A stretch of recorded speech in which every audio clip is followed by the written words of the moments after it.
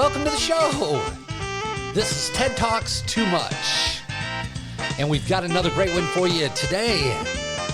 I am Ted Moss, ex-burger flipper, stand-up comedian, and your host.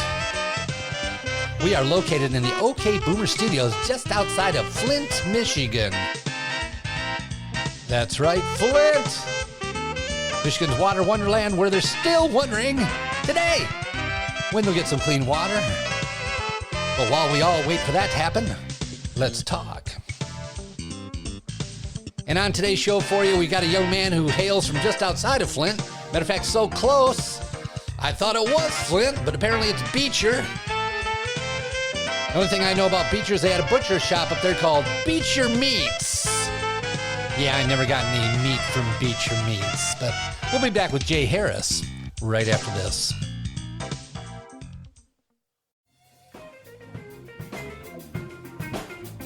You know, some sponsors are willing to pay a lot of money for people to advocate for the product. And what you get are insincere testimonials. Well, let me tell you, that is not the case with this company. Now, I consider myself a realist, but I do try to maintain an optimistic worldview. But it's clear that some people have taken optimism way too far. And of those people, I think the most optimistic person in the history of the world has just got to be the guy who determined the standard size of a sheet of toilet paper. 4 inches. Think about it, 4 inches. Who in the world can use 4 inches of toilet paper? Well, I'm a senior citizen and well-practiced, and I gotta tell you, for me, every time it's like, really? Are you kidding me? Pop through again. Well, I don't know how anyone ever has clean fingernails. Cybersmith 2000. Why, mine are dirty right now. But there's good news, my friends. I have found the solution. Not only will this product keep you in good graces with your local manicurist with sweet-smelling fingernails, but it'll keep your bum just as clean as a daisy. It's the undeniable and very triable field-installable Clear Rear, an attachment that you yourself can install on your existing toilet. It's a way that you can have a bidet today. Now, once you get used to it, not only will you be clean as a baby's bottom, but you will inject a little bum fun into the middle of your day. It's got 3 settings. It's got a regular squirt strong enough to make any young, gay, dating dude proud to be out on that dance floor. A self-cleaning setting, and one for biscuit spray for the lady in your life. And sometimes, you know, even when you don't have to go, a little water spray just might make your day. Well, I can imagine a time when a lady date might be feeling a little out of sorts after a hard day, and I could send her into the powder room for about 10 minutes. And with a twist of that dial to the biscuit setting, the whole night might just be a little bit sweeter for everyone concerned. So take a tip from me and check them out at clearrear.com. You just may find a little spray can make your day. And even though they're not paying me, tell them TED Talks Too Much for the ones that sent you.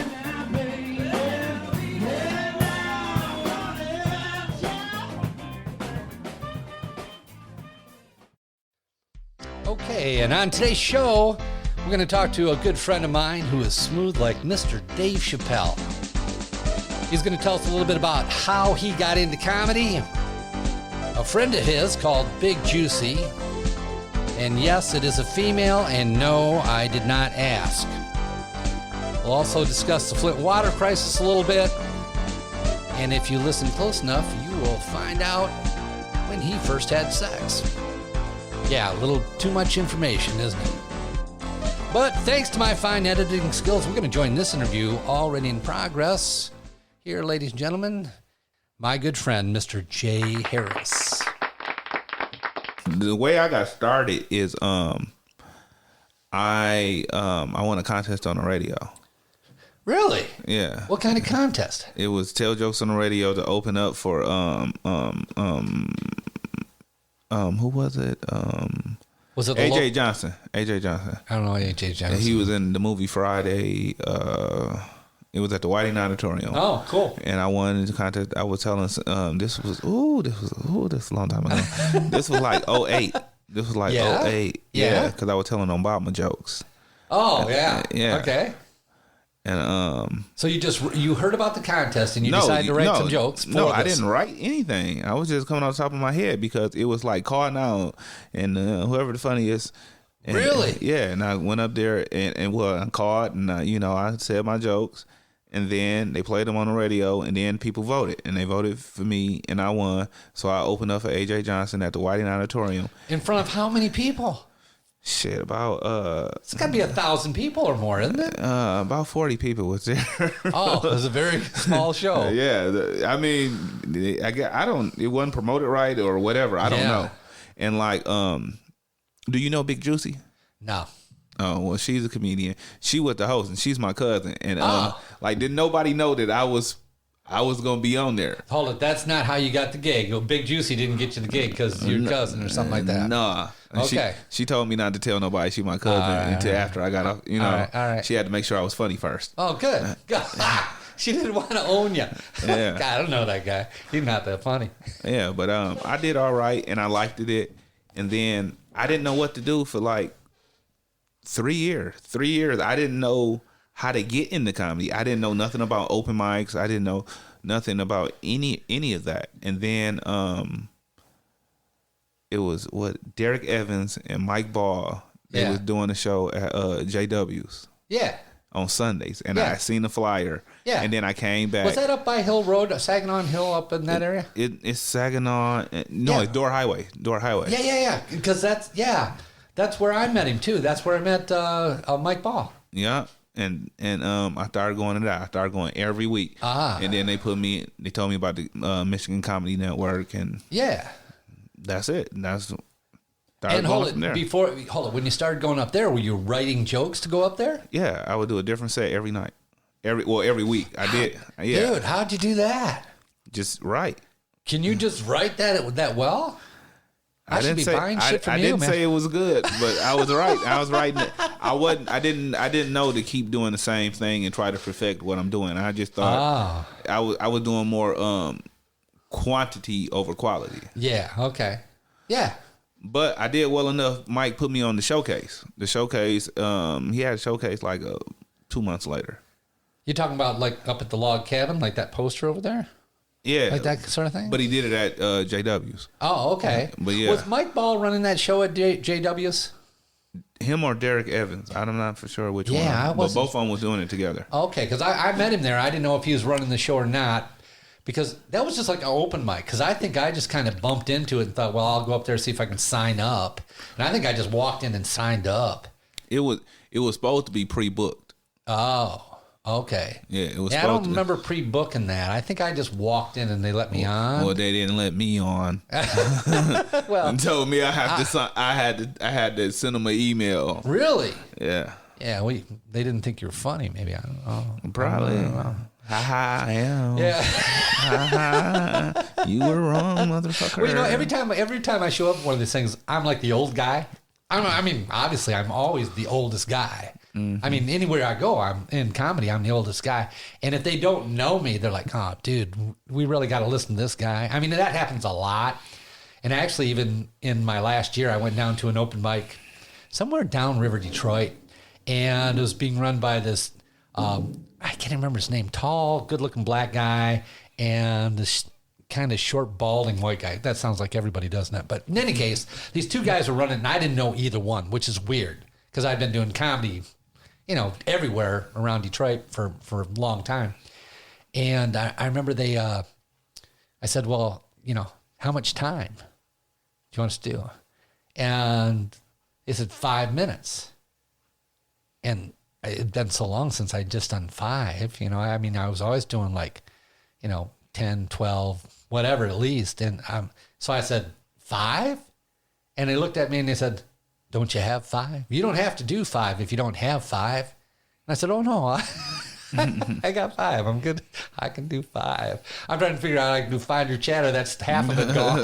What else can I squeeze in front of it? So it's kind of weird when you show up because they're always assuming you're not going to be funny. You're the old white guy that's just trying this, and you won't have funny shit. You know what I mean? I think that's the assumption. And also, I think there's some prejudice against old white men right now. There's just kind of we don't want to hear what you have to say. You're an old white man. So whatever you say is going to be wrong or inappropriate or you're stupid. I mean, there's no regard and respect for old white men. It's the one group you don't want to be a member of. And so I kind of feel like that when I go out to any comedy club ever, that I've got to win the crowd over in the first minute. I've got to be likable, because their first instinct, unless it's an old white crowd, if it's an old white crowd, I'm okay. But any other crowd, if it's middle-aged, if it's You kill that one night stand, don't you? Yeah, I did okay there. You know what? I did a weekend there, and it was the coldest weekend of the winter. Great. I love the room. Mike Green's really cool. Yeah, I love the room, too. Yeah, I did it in the middle of summer. Yeah, I did. Do you remember last winter when we had a weekend where the high was 10 below zero during the day? That was the weekend I did one-night stands. And, people aren't going out to comedy on the weekends when it's a high of minus 10 that day, which means it's minus 20 at night. So it was a really thin crowd. But I did learn something, though, because I got to work with Sal D'Amelio. Have you ever worked with Sal? I think on one of Mike rooms. Yeah, Italian guy. Yeah, I know who he is. Oh, yeah. I know who he is. Yeah, super nice. What he taught me was not to scare the crowd. He said, Ted, you're walking out and just telling a joke right off the bat. Talk to him first. Like you're a human being. Don't just start reciting jokes. Because I was just coming out going, and hitting him with an opener instead of going, how you guys doing? Boy, I'm glad to be here. Glad you guys are here. And just any kind of little conversation so they get used to the tempo that you talk, the tone of your voice, that you're a human being, that you're here actually just to talk to them. Mm-hmm. And so that's what Sal taught me. And that was probably really valuable. But that was the last thing I learned. And that's all I know. That's a jewel, though. That's a jewel. Yeah. If someone doesn't know that. Yeah. Well, it takes a while to learn it on your own. It takes a while. Yeah, and you know what? It's like I was talking about Big Juicy. I'm part of the Flint Water Bottles. We're I don't really know what the Flint Water Bottles is. It's me, Big Juicy, and Veronica Douglas. What is that? Is that a comedy troupe? Yeah. Oh, okay. Yeah. Okay, and Big Juicy. Is Big Juicy funny? I know Veronica's hilarious. Yes, Big Juicy is very funny. Okay. She's the funniest, I ain't gonna lie. All right. But she been doing it for 20 years. She been doing it for over 20 years, but why don't I know her? You think I would have seen her? Because she didn't know about the open mic scene or she didn't know about the subculture of comedy. Oh. She never knew about that. Wow. Yeah. And she's been doing it for 20 years. 20 years. Wow. Only people, 20 years. Wow, that's sad. Yeah. So now we're going to all these different places and everybody's like, damn, you good as hell. Why I don't know you? Exactly. I mean, seriously. Really? Like, how long, and everybody wants to talk to her. And like, how long you been doing comedy? Yeah. And you know what I'm saying? And she getting booked everywhere. Wow. Well, that's cool for her, though. Yeah. Look at all this practice she had under the radar. Yeah. Yeah. But it's a lot of them little nuances that she didn't pick up. Yeah. Because she was just, just on her own, just figuring it out. Yeah. I always know if a comic doesn't take the mic stand and set it back behind him, if he leaves it on the front of the stage so he's like behind the mic stand, I think, this guy's brand new, man. He hasn't done this at all because he doesn't know to get that out of the stage. You know what I mean? So I think there's a lot of little things like that. Yeah. If you're not trained or you haven't paid attention to other people doing it, that you just aren't going to know. Yeah. Yeah. And it's just a lot of just the little I study comedy like game film. I can't even watch comedy no more. It's not even the same anymore. Yeah, I know. You know what? It's not the same at all. I know. Yeah, it's kind of like the Wizard of Oz. You pulled open the curtain and you're looking at the man who's pulling the levers. Yeah. Going, how do you pull the levers? Yeah. Yeah. What's the strategy? Why is he doing it this way? Look at that. Look how he walked. I used to watch comedy and just watch the opening 1 minute of the set. just ton set after set. Like how does he walk up to the mic?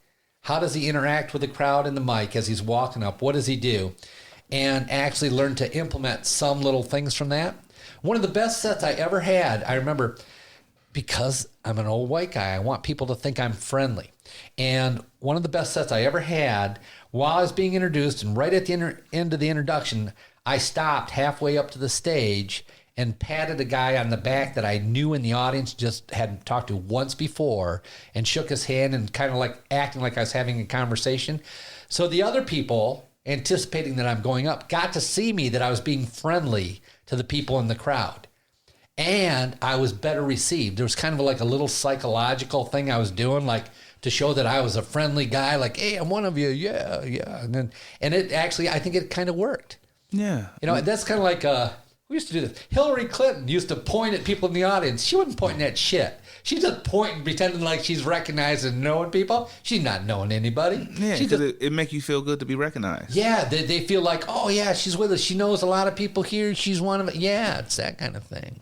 Yeah, psychological. Yeah, like when I perform in Burton, because I moved out of Flint and I went to high school in Burton.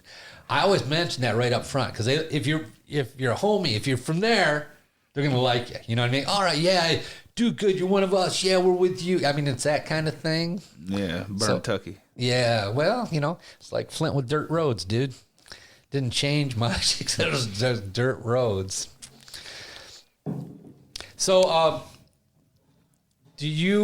what'd you call this? The empty water bottle people? What is this? The Flint Water Bottles. Now, do you want to talk about the Flint water problem? Can you tell me what you think about it? Because you're living in Flint. Do you have tap water coming out of your tap that you can use? Yeah, I don't have Flint water. Oh, you got well water? Yeah, I live in Beecher. Is that well water out in Beecher? Yes. They never ran Flint water out to Beecher? No, we got well water. Dude, you're less than a mile outside Flint. We got well water. Really? Yeah, you know what? The whole thing is it honestly it hasn't affected me the way it's affected other people, because yeah, if you have well water, yeah, I mean my kids don't go to Flint schools. Yeah.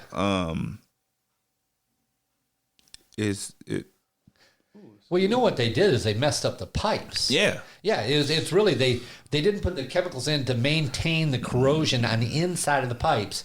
And when the corrosion came off, now they're old lead pipes, so they're leaching lead into the water, and they're pumping it through the same pipes until they tear up all the pipes. Yeah. And replace them. They're screwed. And it'll never happen because we're below the legal limit for lead. You're allowed to have so many particles of lead per million. It's a bunch of shit. You know what? I tell you, my feeling is we care about people all over the world. We care about all these causes, sending billions of dollars all over the world to help people with things. They should send some money to Flint, tear it all up, and put in all new plumbing throughout the whole city. If you're going to pump water out to them, give them new pipes. They ought to run them through all the subdivisions. They should start immediately, and it should be federally funded. I think it's one of those things that should be on the docket. It's one of those things that taxpayers for the whole country should. It's like a disaster in New Orleans. We had a freaking disaster in Flint. They should do something about it, as far as I'm concerned. Yes, most definitely. Yeah, but, and the other thing is that all the plants in Flint actually used the Flint River as a way to dump stuff, to get rid of stuff. Yeah, that's why it's so bad from GM dumping shit in the river for the last 50 years. I mean, 10 different plants. Yeah. But the problem is the Flint River leaches down into the groundwater, so it's actually in your well water. It's in my well water too. Because you got to think about it, for 100 years, they've been dumping shit down into the groundwater, and it's down under the ground. It's like a big ocean down there, dude. It's like big water aquifers and stuff. It all goes together. So anything that seeps down in the ground, that's why you shouldn't use certain herbicides and stuff, Weed Be Gone or whatever it is, because it'll go down into the groundwater and get into the wells. And all the shit in the river goes down. It doesn't just stay on the top. It's not like some little plastic thing where it's just running down the river, man. It's filled up all the way down to the ground, And that water is getting down into the well water, and it's getting into your drinking water. All that pollution from all those years in Flint is contaminating everybody. Do you know That's why Beecher water tastes like that? Yeah, I don't know, man. I haven't tasted Beecher water, but my brother-in-law... Make the best Kool-Aid, though. Yeah, my brother-in-law died when he was a sophomore in high school, so what's that, 13, 14 years old.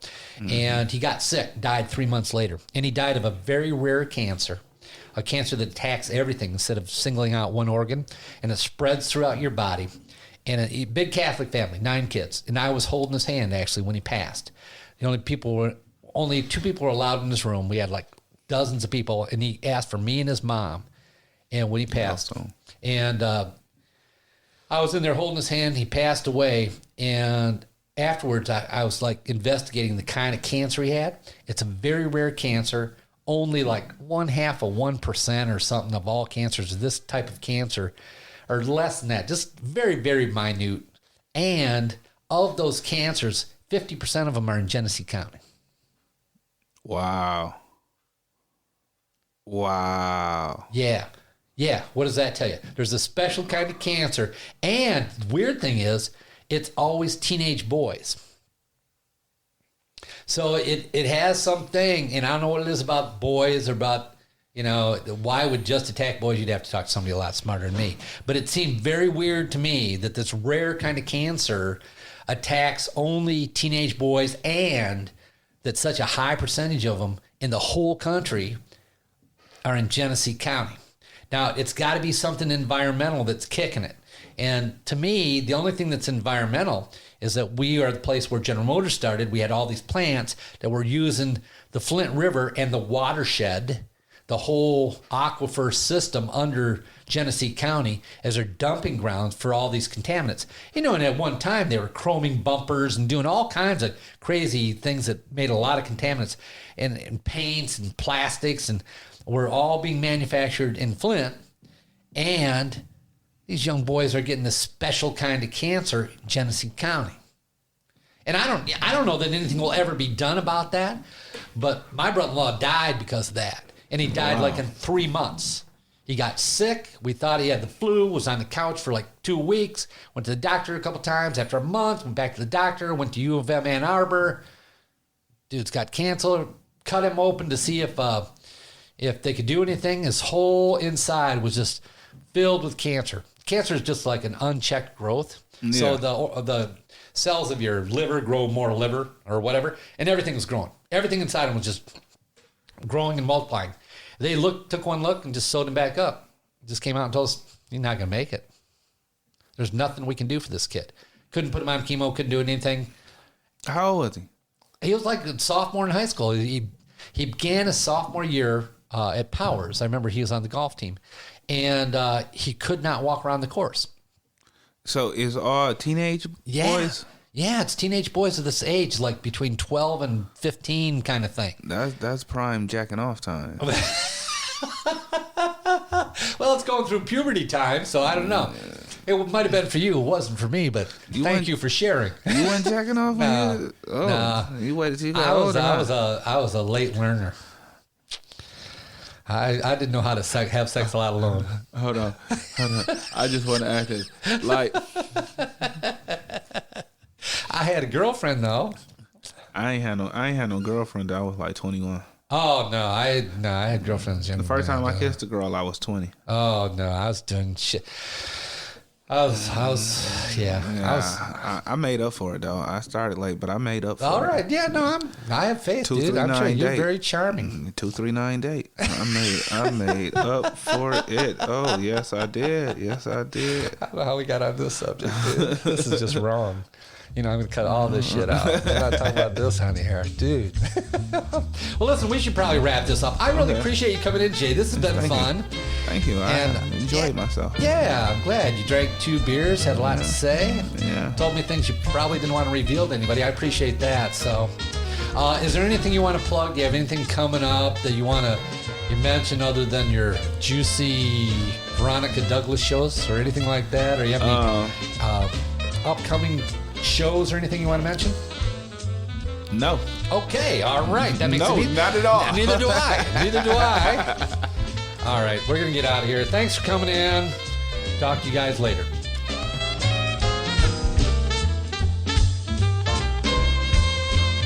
All right, that's going to be our show for the day. And I want to give a big thanks to our special guest, Mr. Jay Harris, for making it a good one. Check him out, or the Flint Water Bottles if you ever hear that they're performing. You can always find me at tedtalkstoomuch.com. That's our website. Also, we have a new channel on YouTube, Ted Talks Too Much. Coincidentally, we're on Instagram at Ted Talks Too Much. I know, not a lot of creativity in those names. But anyhow, I hope you had a good time. I hope you enjoyed the show. We got Tommy Thompson coming up on our next show. Looking forward to doing that. So, hey, until then, people out there, be safe. Be careful. And just try to be happy. Until next time, I'm Ted Moss, and those are my thoughts.